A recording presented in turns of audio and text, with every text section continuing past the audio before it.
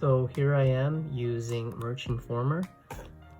It is designer.merchinformer.com, and specifically I'm using the variant function. So the variant here in this design is the word Zen.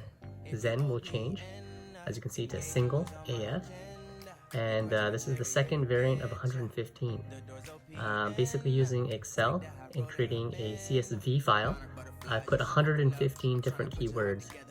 So it'll be nice AF, naughty AF, single, right, AF, vegan AF, Latina AF, black AF. The list goes on and on for 115 of them. And yeah, over a couple of minutes here, 115 of these will be downloaded into a PNG file. Once it's downloaded as a PNG file, I'll put them into a software called Gimp. It's like a free version of Photoshop. You can find that at gimp.com or just Google it. And basically in the Gimp software, I'll put a distressed effect. The distressed effect, they sell a lot better.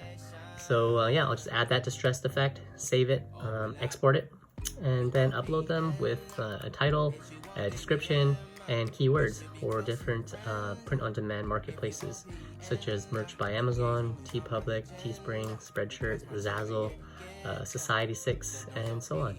Alright guys, so that's what I'm working on these days, is scaling the business using variants. Alright guys, cheers. Bye.